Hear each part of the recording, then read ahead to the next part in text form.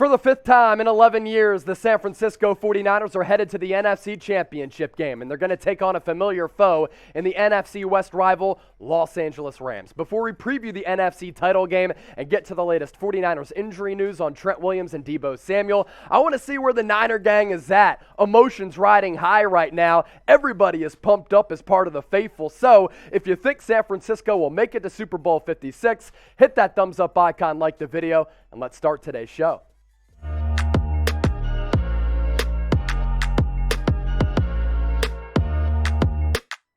San Francisco. You're watching the 49ers Report by Chat Sports. I'm your host, Chase Sr. The NFC Championship game is set at Levi Stadium South at SoFi against the Los Angeles Rams. A Rams team that just shit down their legs and blew a 27-3 lead to Tom Brady and the Tampa Bay Buccaneers and almost blew it as the Bucs embarked on a wild comeback, but Matthew Stafford linking up twice with Cooper Kupp on the final drive to then put the Rams on top with the game-winning field goal at the end of regulation. So it sets up San Francisco and Los Angeles for the right to play at SoFi Stadium in Super Bowl 56. It's all going to take place 6:30 p.m. a week from today on Sunday.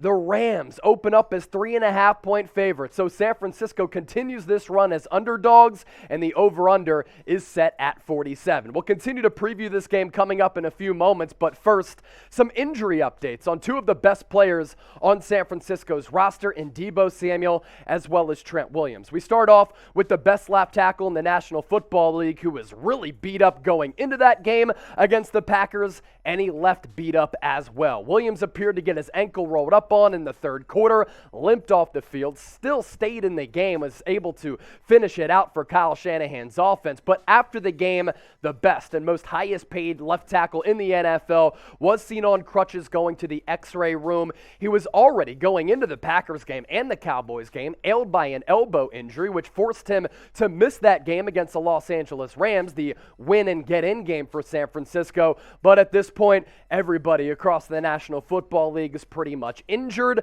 Trent Williams and Deebo Samuel will both get further testing tonight on Sunday, and we'll continue to provide you updates as far as their injury status going into this game.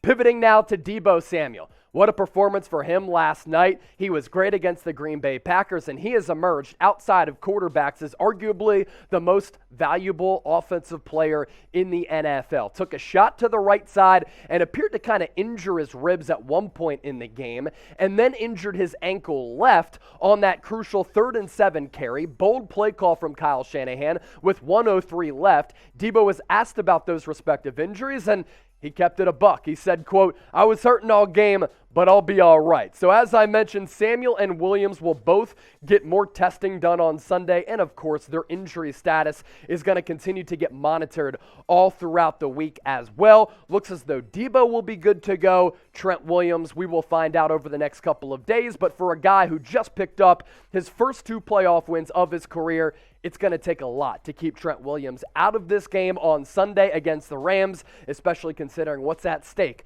a berth in Super Bowl 56. Deebo Samuel, let's focus in on him really quickly.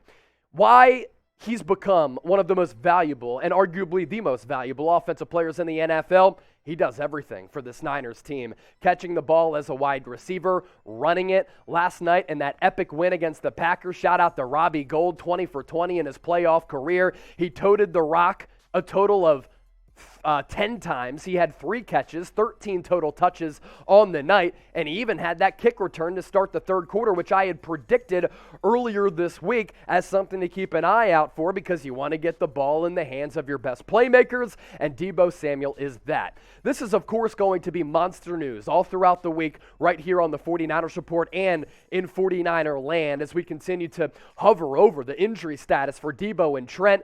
They are one-of-one type of dudes. As we like to say here on the channel, they, like the fan base, like the 49ers Report, like yours truly, are built different. So San Francisco, with both of those guys on the field, a much better and obviously much more dangerous team. And if they're without those guys, they will be hampered severely on the offensive side of the ball. But it does seem like we're in a good spot as we move forward to a week from today. So are you concerned about the Niners being banged up? Yes, they're banged up, but all teams, as I talked about, are banged up. This is going to be the pinned comment on today's YouTube video. So if you get hit with that ad break, just scroll on down, get your votes in, and then by the time you do that, we'll continue on today's show.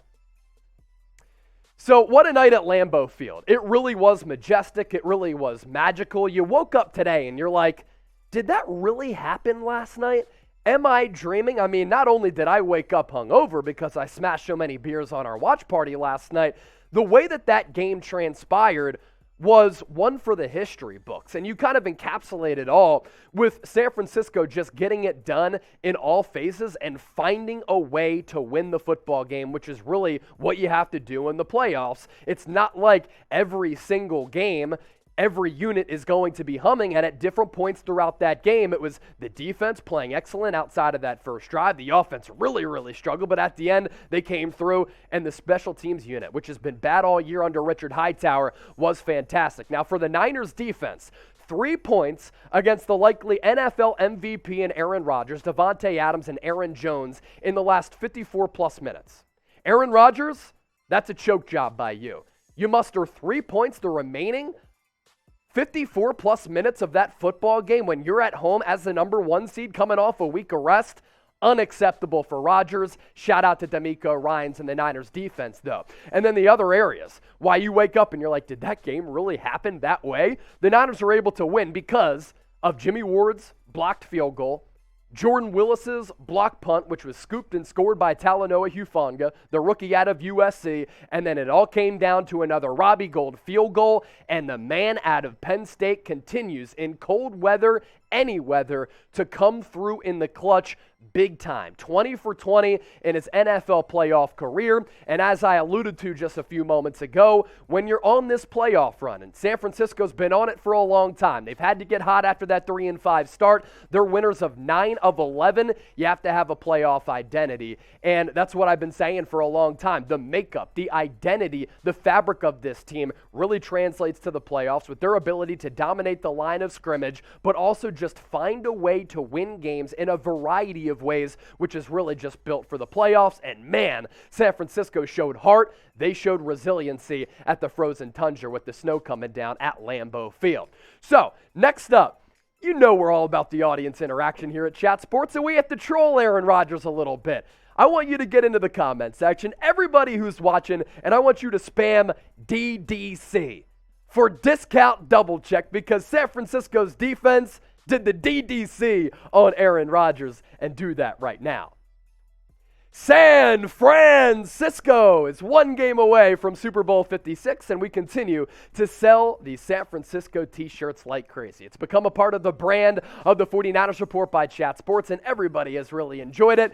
You can get these t-shirts right now by plugging in that link down below. It's chatsports.com/SF. These things have been going off the shelves like crazy. We've been sending them overseas, across the pond to places like London, England. We've sent it across the Pacific Ocean to Australia, and all across America to the 49ers faithful. Get yours right now to support San Francisco as well as the 49ers Report by going to chatsports.com/SF. Now let's get to the NFC Championship game preview. Of course, San Francisco, very familiar with the Los Angeles Rams. These two teams have a long and illustrious history. When the Rams were in Los Angeles, they left. They're back, and this rivalry moving full steam ahead with the winner moving on to the promised land of Super Bowl 56 at SoFi Stadium. And the Rams able to hold off the Tampa Bay Buccaneers in the NFC Divisional round at Raymond James Stadium in Tampa, Florida, in an absolutely epic game that's going to go down in history as one of the craziest, one of the most wild playoff games we have ever seen. The Rams get out to a 27-3 advantage over Tom Brady and the Buccaneers. Brady is under siege. Rams defensive line is dominating that game, and then the Rams completely shit down their leg. They turned the football over on multiple occasions. They had a couple of really bad blown coverages. Tampa storms all the way back to tie the football game game at 27-27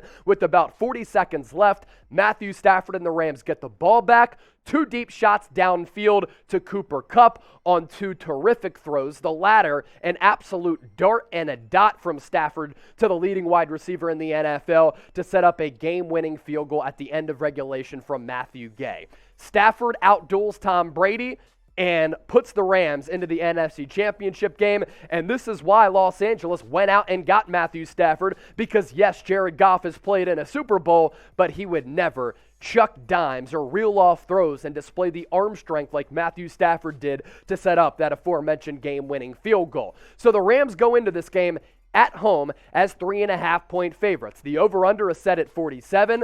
Kickoff, 6:30 p.m. Eastern on Sunday, 5:30 p.m. Central, 4:30 p.m.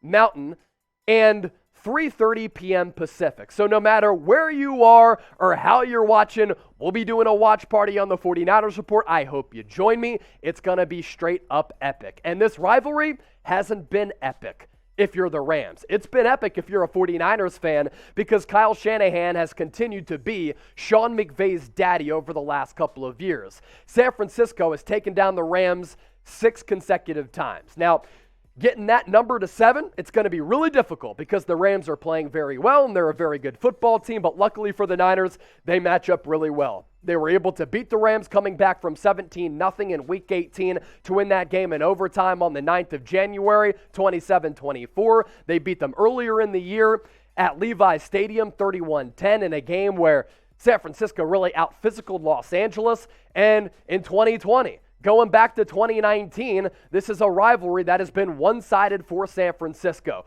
Beat LA! Beat LA! That has been the case for the 49ers, and they have beaten LA in 6 consecutive matchups. And that all kind of works toward the advantage and the momentum for San Francisco going into this game at SoFi Stadium, where I can guarantee you there is going to be a sea of red. But what's funny, the Rams already were starting to sell tickets prior to them beating the Buccaneers, and they are limiting ticket sales to those only in the Los Angeles area. So if you're watching the 49ers Report right now, you're living in the greater LA area, and you're a Niners fan, get your tickets as soon as they are made available. Therefore, San Francisco can take over LA, and Callie Stafford will once again be in shambles because she was complaining about her husband in Week 18 having to go to a silent count because the faithful had taken over SoFi Stadium to make that road game a home game. That fan base is fraudulent. San Francisco, it's time to take it over once again.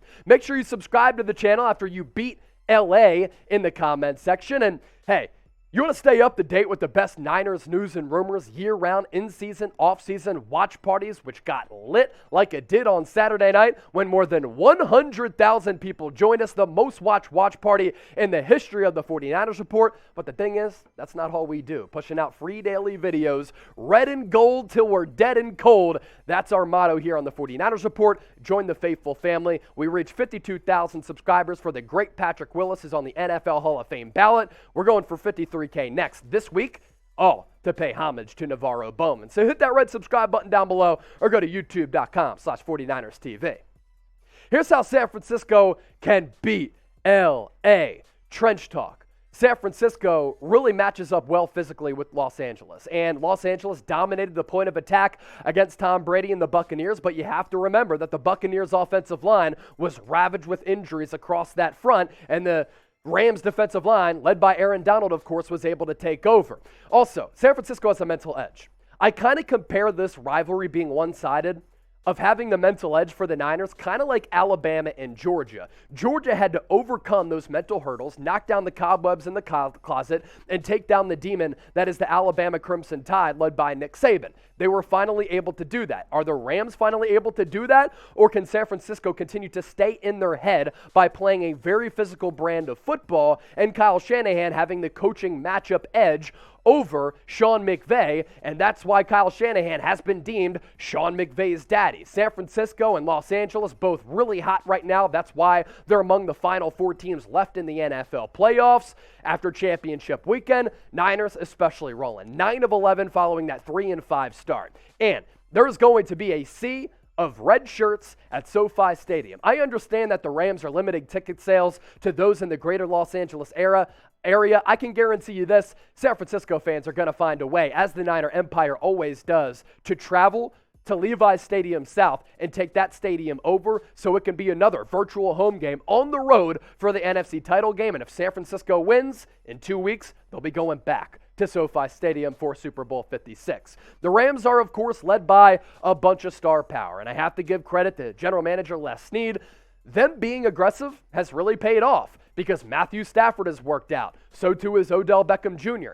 Trading for Jalen Ramsey was great. Von Miller had a couple of monster plays down the stretch for Los Angeles, especially a strip sack of Tom Brady. Cooper Kupp, a great draft pick. Aaron Donald, of course, one of the best defenders of all time. So the Rams have a bunch of star power. That's why they're in the NFC Championship game with San Francisco. But I would also go back at that and saying, you know what? San Francisco has a lot of star power and has some of the best players at their respective positions in the NFL. When you talk about guys like Trent Williams and Nick Bosa, George Kittle, that list goes on, and their coaching staff is tremendous. DeMeco Ryans getting another head coaching interview with the Las Vegas Raiders. DeMeco Ryans getting a coaching interview with the Minnesota Vikings. Mike McDaniel, head coaching interview for the Miami Dolphins, and Kyle Shanahan deserves credit for elevating those guys to their respective posts as coordinators on the Niners coaching staff.